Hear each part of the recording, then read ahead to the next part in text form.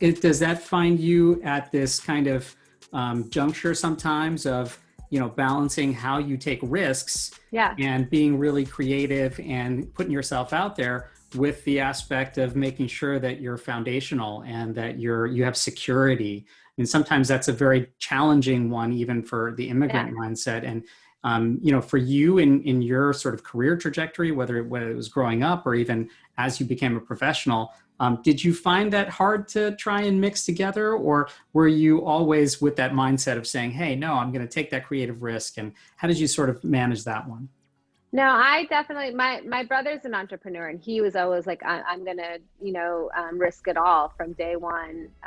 But my mindset has been much more stayed. Like, I always wanted to make sure I could take care of myself, take care of our family. My husband's a doctor, as you know, Swapnil.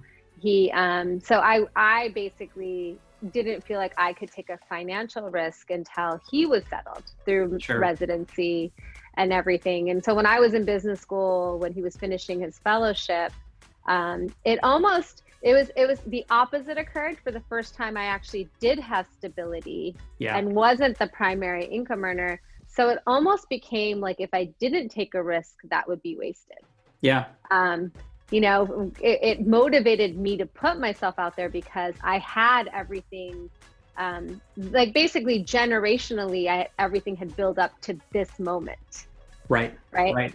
And well, I was going to say because it sort of builds up to that moment, and because kind of Cuyana at least builds upon that spirit of the modern woman. Is that basically the embodiment of it right there, where you're taking advantage of opportunity, and yet you have some sort of sense of your foundation, sense of your background as you take that opportunity?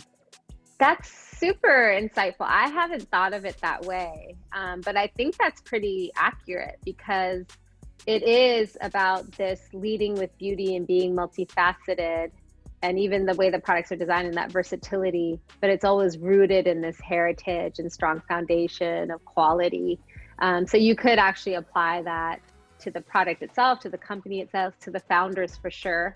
So to Carla and I, that women, and maybe this is an immigrant thing too, also in our approach, but Carla and I wanted to have it all. And to us, that meant having a really beautiful personal family life as well as the business.